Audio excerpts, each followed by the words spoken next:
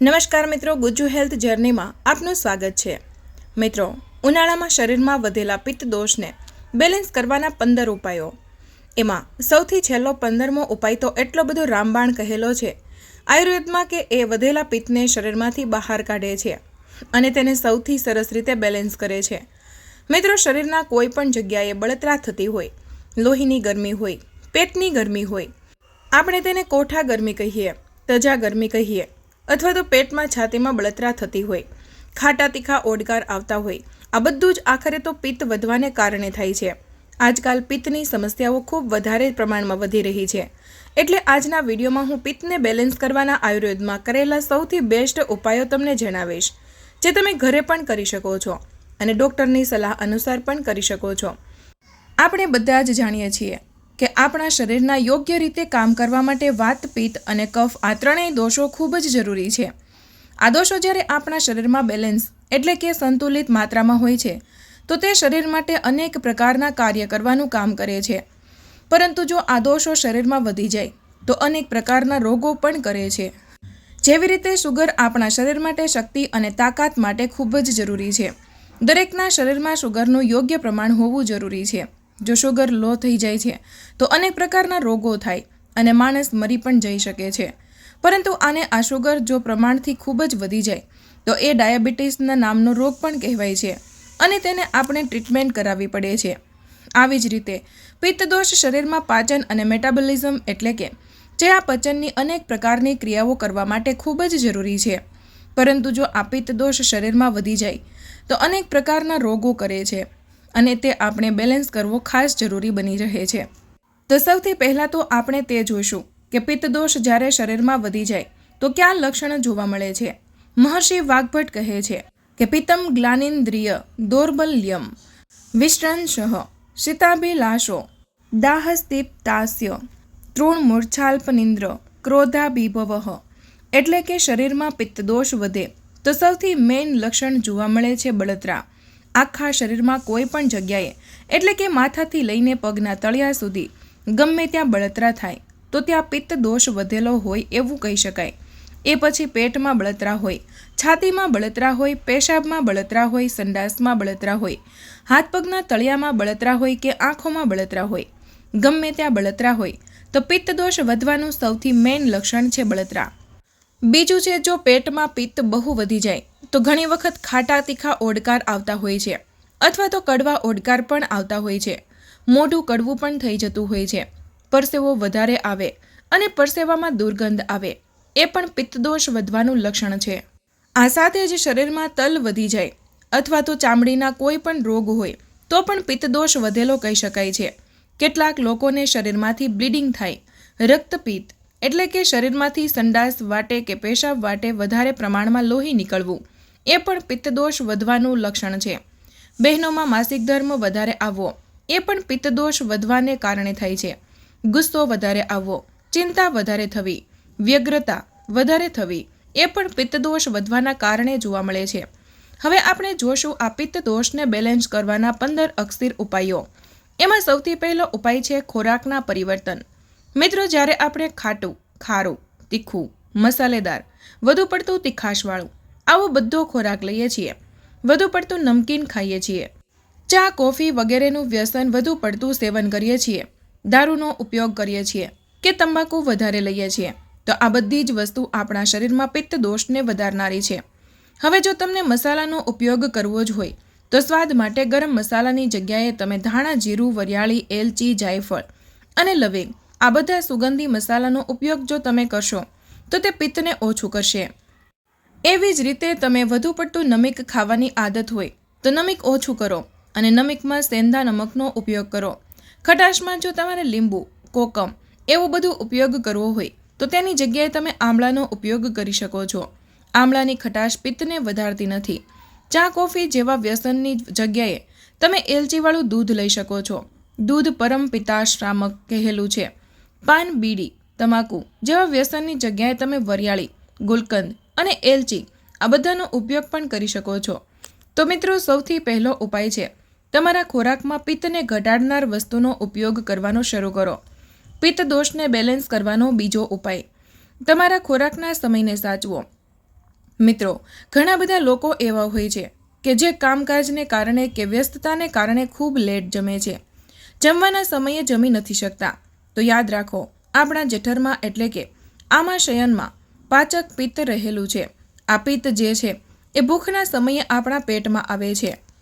હવે તમે ભૂખના સમયે જો જમતા નથી તો આ પિત્ત સતત વધતું જાય છે અને તેને કારણે બળતરા, ખાટા ઓડકાર, એસિડિટી આ બધું થઈ શકે છે. એટલે ભોજનમાં ભૂખ લાગે ત્યારે તરત જ જમી લેવું એ પિત્ત બેલેન્સ કરવાનું બીજું પગથિયું છે. એ જ રીતે ઘણા લોકો રાત્રે ખૂબ લેટ જમતા હોય છે અથવા તો બપોરે ખૂબ લેટ જમતા હોય છે. તો આ આદત પણ પિત્તને વધારનારી છે, કારણ કે તમે રાત્રે જેટલું મોડું જમો છો એટલું જ એ અપચનમાં પરિણમે છે. તેમાંથી વિદગ્ધા જીર્ણ બને છે, એટલે કે ખટાશવાળું અજીર્ણ થઈ જાય છે. આ અજીર્ણ એટલે પિત્તનું અજીર્ણ બનવાના કારણે પિત્ત વધી જાય છે. આવા જ લોકોને સવારના ભાગમાં ખાટા તીખા ઓડકાર આવતા હોય છે કે ખાટી ઉલટીઓ થતી હોય છે. એ લોકોને ખાસ કરીને રાત્રે વહેલા જ જમવું જોઈએ. પિત્ત બેલેન્સ કરવાનો ત્રીજો ઉપાય છે તમારા પાચનને સાચવો. મિત્રો, આપણું પિત્ત અગ્નિ સ્વરૂપે ખોરાકના પચાવવાનું કામ કરે છે, જે આયુર્વેદમાં જઠરાગ્નિ કહેવાય છે. જઠરાગ્નિ અને પિત્ત વચ્ચે ખૂબ ગાઢ સંબંધ છે. હવે જ્યારે આપણે આપણા પાચનને સાચવીએ છીએ તો પેટમાં પિત્ત બેલેન્સમાં રહે છે. જો તમે પાચનને સાચવતા નથી, અપચન કરનારી વસ્તુઓ ખાઓ છો, તો શરીરમાં પિત્ત દોષ વધી જાય છે. તેને અમ્લ પિત્ત કે વિદગ્ધ પિત્ત કહેવામાં આવે છે. હવે તમે સમજો, જ્યારે તમે પેટમાં પિત્તને બેલેન્સ કરી લો તો એટલે કે પાચન પિત્તને તમે સાચવી લો છો, તો ઓટોમેટિકલી બીજી જગ્યાએ પણ પિત્ત બેલેન્સમાં આવી જાય છે. જેમ કે આપણે જ્યારે પેશાબમાં બળતરા થતી હોય તો આપણે પેટમાં ઠંડક કરીએ છીએ. પેટમાં કંઈ પણ ઠંડક કરીએ તેની તરત જ અસર પેશાબની બળતરામાં થાય છે. આ શું બતાવે છે? જો તમે પેટમાં પિત્તને સાચવશો, પિત્તને બેલેન્સ રાખશો કે શાંત કરશો, એ જ વસ્તુ તમારા શરીરમાં પણ પિત્તને સાચવવા કે બેલેન્સ કરવામાં ઉપયોગી રહેશે. એટલે આપણે આપણા પાચનને સાચવવું જોઈએ અને પેટમાં ઠંડક રાખવી જોઈએ. આ ઉપાય કરવાથી તમારા આખા શરીરને પિત્ત જે છે એ બેલેન્સમાં રહેશે. આયુર્વેદમાં પાચક પિત્ત એટલે કે જે આપણા જઠરમાં, હોજરીમાં, આમાશયનમાં રહેલું છે તેને સૌથી મહત્વનું પિત્ત કહેલું છે. જો તમે પેટમાં તમારા પાચક પિત્તને બેલેન્સમાં રાખો છો તો આખા શરીરમાં ઓટોમેટિકલી પિત્ત બેલેન્સમાં થઈ જાય છે. પિત્ત બેલેન્સ કરવાનો ચોથો ઉપાય છે ઋતુ અનુસાર ખોરાક. મિત્રો, ખાસ કરીને ભાદરવો અને આસો આવે ત્યારે આપણા શરીરમાં પિત્ત દોષ ખૂબ જ વધી જાય છે. ગ્રીષ્મ એટલે કે ગરમી આવે ત્યારે પણ પિત્ત દોષ વધે છે. એટલે આવી ઋતુમાં આપણા શરીરમાં ઠંડક કરવી ખૂબ જ જરૂરી છે. શરદ ઋતુ એટલે કે ભાદરવો અને આસોમાં એટલે કે શ્રાદ્ધ પક્ષ આવે છે અને એ સમય દરમિયાન આપણે માત્ર ખીર, દૂધ આદિનું ભોજન કરીએ છીએ, જે પિત્તને બેલેન્સ રાખવામાં ખૂબ ઉપયોગી છે. મીઠી એટલે કે મધુર વસ્તુઓ અને દૂધ એ પિત્તને બેલેન્સ કરે છે. એટલે જો તમે ઋતુ અનુસાર ભોજન લેશો અને ખાસ કરીને શરદ ઋતુમાં તમે પિત્તને બેલેન્સ કરનારો ઠંડો ખોરાક લેશો તો આખા વર્ષ દરમિયાન તમારું પિત્ત બેલેન્સ રહેવાના ચાન્સ ખૂબ જ સારા છે. આ જ શરદ ઋતુમાં વિરેચન નામનું પંચકર્મ પણ કરવામાં આવે છે, જે વધારાના પિત્તને શરીરમાંથી બહાર કાઢે છે, જેના વિશે આપણે આગળ થોડા સમયમાં જ જોશું. એટલે શરદ ઋતુ અને ઉનાળો એટલે કે ગ્રીષ્મ ઋતુ, આ બંને ઋતુમાં ખાસ કરીને ગરમ વસ્તુઓનો ત્યાગ કરો અને ઠંડક વધારે કરો તો તમારું પિત્ત દોષ બેલેન્સમાં ઝડપથી આવશે. પિત્ત દોષને ઘટાડવાનો સૌથી મહત્વનો છઠ્ઠો ઉપાય છે ગાયનું ઘી. હા મિત્રો, દેશી ગાયનું ઘી પિત્તને ઘટાડવાનું સૌથી બેસ્ટ ઔષધિ આયુર્વેદમાં ગણાયું છે. આયુર્વેદમાં કહ્યું છે કે જેમ વાયુ દોષ તેલથી શાંત થાય છે અને કફ દોષ મધથી શાંત થાય છે, એવી જ રીતે પિત્ત દોષ ગાયના ઘીથી શાંત થાય છે. એટલે તમારી પાચન શક્તિ અનુસાર જો તમે ગાયના ઘીનો ઉપયોગ કરશો તો તમારું પિત્ત ખૂબ જ ઝડપથી શાંત થશે. મિત્રો, ઘણા બધા પેશન્ટો એવા હોય છે જે લોકોને પિત્ત દોષની સમસ્યા હોય છે અને હું તેને ઘી ખાવાનું કહું છું તો તે લોકો મોઢું બગાડતા હોય છે. મોટા ભાગના લોકોને ઘી ભાવતું નથી, પરંતુ જો તમે ઘી ખાશો તો તમારા દવા ઓછી લેવી પડશે અને પિત્ત જલ્દી બેલેન્સમાં આવશે. જો તમને પણ પિત્ત દોષની સમસ્યા હોય તો તમે ઘીનો ઉપયોગ વધારો. ઘીનો ઉપયોગ બે રીતે કરી શકાય. સૌથી પહેલું, જો તમારી પાચન શક્તિ ખૂબ સારી છે અને તમને અતિશય પ્રમાણમાં ભૂખ લાગે છે તો ઘીમાંથી તમે મીઠાઈ બનાવો, રાબ કે શીરો બનાવો, લાપસી છે, સાકરની મીઠાઈઓ છે, ટોપરા પાક છે, આ બધાનો ઉપયોગ તમે કરી શકો છો. જો તમને ભૂખ ઓછી લાગતી હોય અને તમારી પાચન શક્તિ થોડી નબળી છે તો તમે વઘારવામાં ઘીનો ઉપયોગ કરો. દાળ શાકના વઘારમાં ઘીનો ઉપયોગ કરવાથી પિત્ત દોષ ઓછો થાય છે અને એ વઘારની ગરમી પિત્તને વધારતી નથી. એટલે ગાયનું ઘી પિત્તનું પરમ ઔષધિ કહ્યું છે અને તેનું સેવન કરવાથી પિત્ત દોષ ખૂબ જ ઝડપથી બેલેન્સમાં આવે છે. 7મો ઉપાય છે માખણ. હા મિત્રો, માખણ તે પિત્ત દોષને ઓછું કરવાનું સૌથી સારું ઔષધ કહ્યું છે. નિયમિત રૂપેથી બપોરે જો તમે માખણનું સેવન કરો છો તો એના માટે આયુર્વેદમાં કહ્યું છે કે માખણ શીતળ, સ્વાદિષ્ટ અને પિત્તશામક છે. જો તમે તમારા ખોરાકમાં રોજે બપોરે 1 બોર જેટલું તાજું માખણ લો છો, એમાં થોડો ખડી સાકરનો પાવડર અને થોડી એલચી નાખો અને બપોરે રોજે જમો. આવું કરવાથી ધીરે ધીરે પિત્ત ઓછું થશે. આ ઉપાય ખાસ કરીને નાના બાળકો માટે, યુવાનો માટે અને ખાસ કરીને ગરમીના કોઠાવાળા લેડીઝ માટે ખૂબ ઉપયોગી છે. પિત્ત દોષને બેલેન્સમાં રાખવા માટે સૌથી બેસ્ટ 8મો ઉપાય છે આમળા. મિત્રો, આયુર્વેદમાં હજારો ઔષધિઓમાં એક ઔષધિ જે પિત્ત માટે સૌથી સારું કહ્યું છે એ ઘી અને પછી આમળા કહી શકાય છે. આમળા સ્વભાવે ઠંડા છે અને પિત્તને ઓછા કરનારા છે.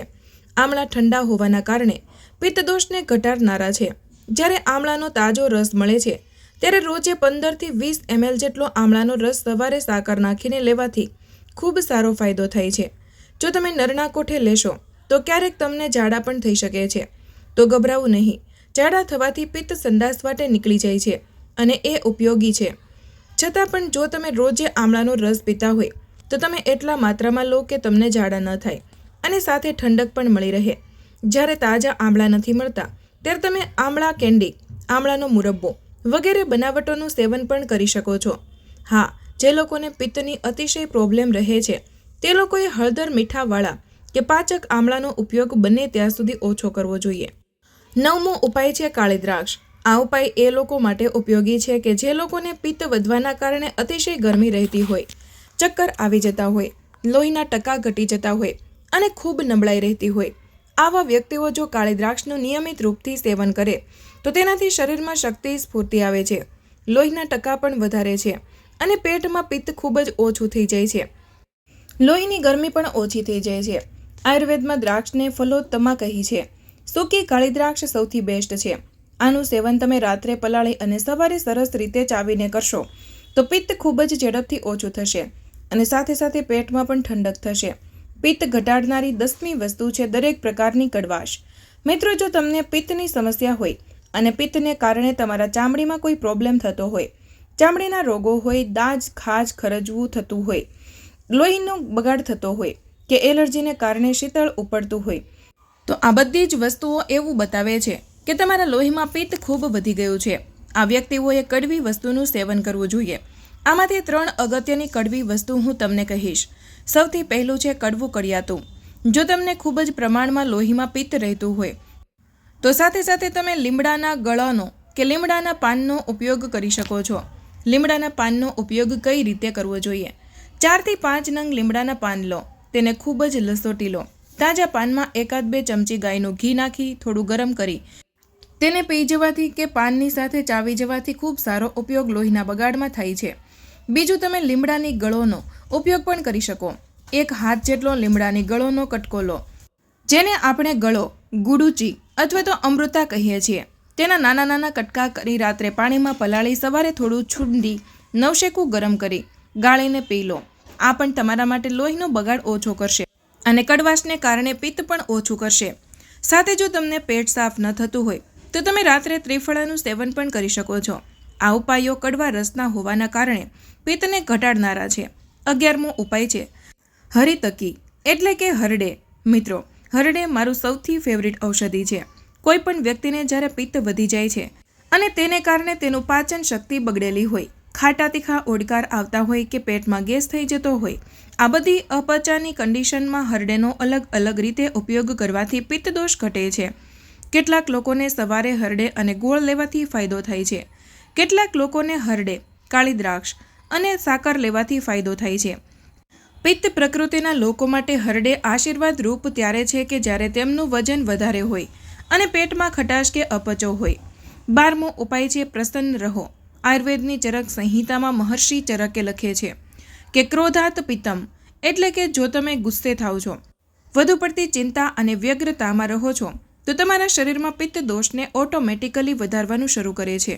એટલે જ આયુર્વેદમાં પિત્ત દોષની ચિકિત્સામાં એવું કહ્યું છે કે મનો અનુકૂળ જગ્યાએ રહો, હળવાશવાળી વ્યક્તિ સાથે રહો.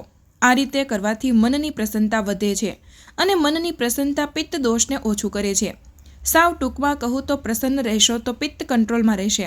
13મો ઉપાય છે ધાણાનું પાણી. ધાણામાંથી બનાવેલું પાણી પિત્ત દોષને ઘટાડવા માટે ખૂબ ઉપયોગી છે. કઈ રીતે વાપરવું જોઈએ? જો તમને અતિશય પ્રમાણમાં પિત્ત છે અને પેટ કે પેશાબમાં ખૂબ બળતરા થાય છે તો તમે અડધી મુઠ્ઠી જેટલા ધાણા લો, તેને થોડા ખોખરા કરી રાત્રે 1 ગ્લાસ પાણીમાં પલાળી રાખો. સવારે તેને હાથથી મસળી ગાળી અને પાણીમાં થોડી સાકર નાખીને પી લો. આને ધાન્ય હિમ કહેવામાં આવે છે. હવે જો તમને પિત્ત ખટાશવાળું હોય, તીખા ઓડકાર કે ખાટા ઓડકાર આવતા હોય અને પાચન બગડેલું હોય તો તમારે ધાણાના પાણીને ઉકાળીને ઉપયોગ કરવો જોઈએ. આને સિદ્ધ જલ કહેવામાં આવે છે. 1 ચમચી આખા ધાણાને 1 લીટર પાણીમાં નાખી ઉકાળો. 800 ml વધે એટલે ગાળીને સતત પીવામાં એનો ઉપયોગ કરો. 14મો ઉપાય છે ચંદન. જો તમને પિત્ત વધવાને કારણે ખૂબ જ પરસેવો આવતો હોય, પરસેવામાં વાસ આવતી હોય કે ચામડીમાં ખૂબ બળતરા થતી હોય તો તેના માટે તમે ચોખ્ખું શ્વેત ચંદન લીસોટીને તેનો લેપ શરીરમાં કરશો તો તે ઠંડક અને શીતળતા આપશે. આ ઉપાય એવા લોકો માટે પણ ઉપયોગી છે કે જે લોકોને મોઢામાં ખૂબ જ પ્રમાણમાં ખીલ નીકળતા હોય. 15મો ઉપાય છે સાકર, વરિયાળી અને ગુલકંદ. આ ઠંડક એટલી સરસ છે કે તમે તેનો ઉપયોગ રૂટીનમાં પણ કરી શકો છો. ગુલકંદ ઘરે બનાવેલું અને સાકર મેળવેલું હોવું જોઈએ, જે પિત્ત શમન માટે બેસ્ટ છે. સાથે સાથે તમે વરિયાળી અને સાકરનું શરબત બનાવીને પણ પી શકો છો. આ ઉપાય ખાસ કરીને ઉનાળામાં ગરમીને કારણે વધતા પિત્ત માટે ખૂબ ઉપયોગી છે. હવે હું બતાવવા જઈ રહી છું કે છેલ્લો અને રામબાણ ઉપાય, જે આયુર્વેદમાં સૌથી બેસ્ટ કહ્યો છે. મહર્ષિ વાઘભટ્ટ કહે છે કે જ્યારે પિત્ત અમુક લેવલથી વધી જાય અને કોઈ પણ ઉપાયથી મટતું ન હોય ત્યારે પંચકર્મ એ રામબાણ ઇલાજ છે. પંચકર્મમાં અલગ અલગ પ્રોસેસ એવી હોય છે જે તમારા શરીરમાંથી વધારાના પિત્તને સંડાસ, પેશાબ કે પરસેવા વાટે બહાર કાઢી નાખે છે. જો તમારા શરીરમાં લાંબા સમયથી પિત્તનો રોગ હોય તો તમારે આયુર્વેદ ડૉક્ટરના નિરીક્ષણ હેઠળ પંચકર્મ સારવાર કરાવવી જોઈએ, જેમાં વિરેચન એટલે કે ઝાડા વાટે પિત્ત બહાર કાઢવું, વમન એટલે કે ઉલટી વાટે ખટાશવાળું પિત્ત બહાર કાઢવું, બસ્તી એટલે કે આંતરડાના પિત્ત માટે અને રક્તમોક્ષક એટલે કે લોહીમાંથી પિત્ત બહાર કાઢવું જેવી પ્રક્રિયાઓ થાય છે. જો પિત્ત વધી ગયું છે તો તેને પંચકર્મ દ્વારા બહાર કાઢો, જેથી તમારા શરીરમાં કોલેસ્ટ્રોલ, ચામડીના રોગ કે યુરિક એસિડ જેવી સમસ્યાઓ ન થાય અને તમે ઝડપથી સ્વસ્થ થાઓ. મિત્રો, આ 15 ઉપાયો મેં જણાવ્યા. આશા રાખું છું કે આ માહિતી તમારા માટે ઉપયોગી રહેશે.